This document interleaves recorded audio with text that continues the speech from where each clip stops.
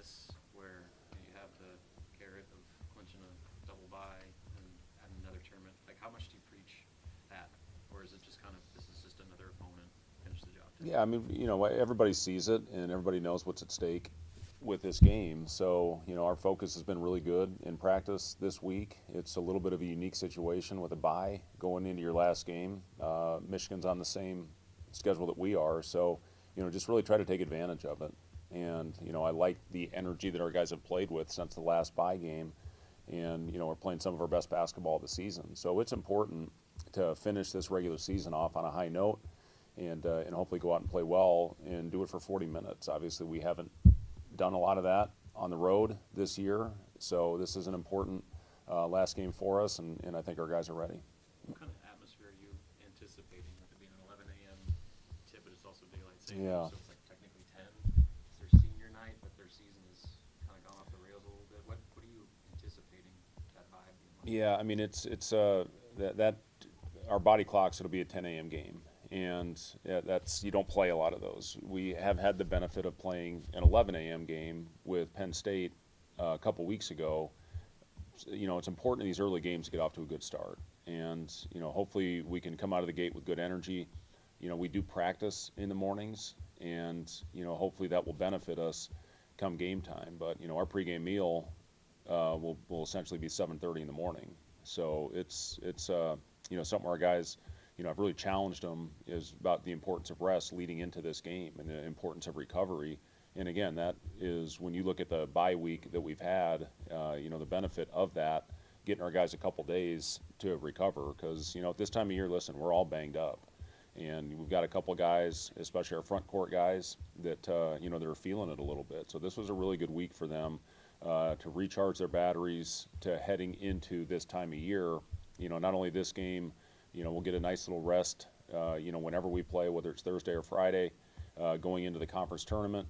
And, then you're playing a lot of games in a short amount of time with very little prep. So, it's an important game for us. And, like I said, hopefully we finish this regular season on a high note.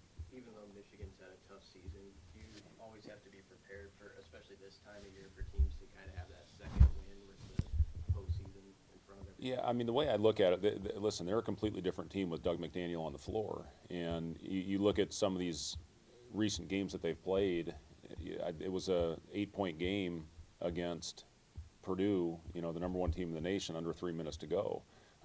Michigan State, they were tied, under 90 seconds. So they've had games where they've had a chance to win, and McDaniel makes all the difference in the world for this team. He's such a dynamic, one of the most dynamic players in our conference, and he is so gifted in finishing, getting in the paint where he can make plays for himself and others.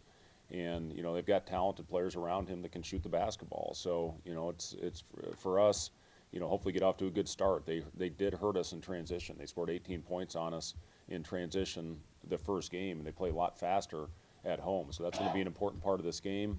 Have to take care of the basketball, and they do a lot of things defensively. They'll change defenses up, and we're just going to have to run our actions with pace. Whatever defense they're showing, whether it's their press, 2-2-1, 1-2-2. They've got a couple different zones that they'll play, and then their staple is man. So, whatever they're in, we just have to keep our pace and then hopefully play with an edge on the defensive end, which we've done a pretty good job of lately. With the exception of some possessions we'd love to have back against Ohio State.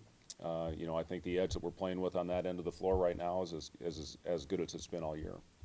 Reviewing the last time you played Michigan, just what stood out, what did you take away? Well, obviously we got off to a really good start, and I give Michigan credit. They hung in there. They cut that thing back to 15 after we got it, I think, to 30 at one point, and they kept coming. Had actually a chance to cut it to 12 on a 3. So they had a nice little run on us. They hurt us on the glass. They got 19 offensive rebounds against us, and like I said, hurt us in transition. So those are some things we're going to have to do a better job of on the road. We got off to a great start that game, built a little bit of a cushion, but they do some things that can expose us. So we have to do a great job. The 3 things that we've talked about with our team this week is transition, taking care of the ball, and rebounding, and finishing off possessions.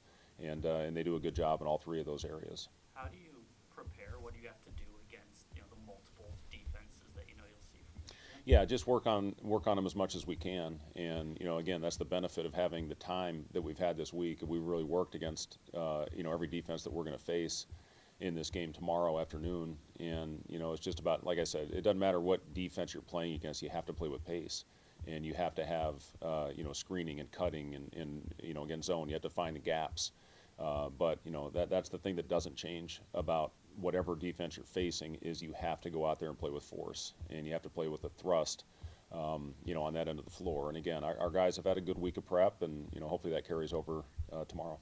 Coach, with the high school picking up Pinnacle Bank Arena the past 2 weekends, has practice looked different at all? You've been trying to simulate any environments, just being here?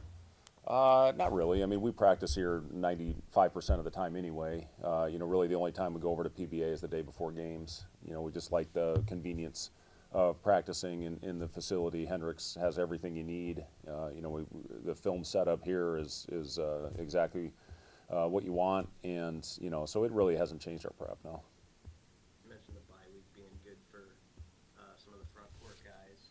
Rinky in particular, how do you see him, as you head toward the stretch here? And how valuable has the sports science and Kurt Joseph, everybody been? Yeah, sports science, it really is a huge benefit for us, and I think we have the best sports science department in the country. And, for example, we do our jumps the day before games, and that'll show us, based on how they compare to their baseline tests, how fresh they are going into the game.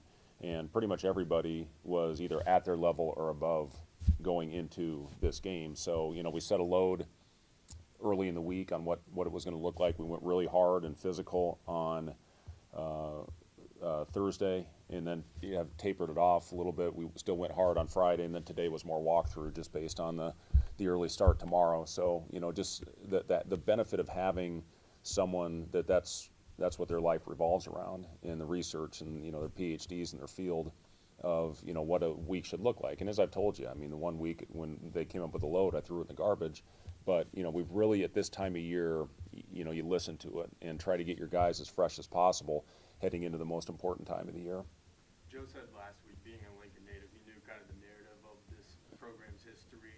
He wanted to change that. That's a big reason he came here. What would it mean to you, without looking too far ahead, to make a little run here going into tomorrow? Yeah, I mean, listen, we can not get ahead of Sunday, of tomorrow. I mean, that's our sole focus right now is tomorrow, and hopefully you go out and play well, finish on a high note, and then you worry about that as you go on. But I'll say this: we put ourselves in a good position right now, just based on our overall body of work, and Josiah has been a huge part of that. And I think he saw Sam Griesel in that similar situation last year. It's why Sam came back here, and unfortunately, with some adversity that we hit midway through the season, we weren't able to get there. But we talked about taking the next step, and we put ourselves in a good position to do that. So it's important for us again to finish playing well tomorrow, whatever the result is. We want to go out there and play consistent and play well for 40 minutes, and then worry about the next step, which is the Big Ten tournament.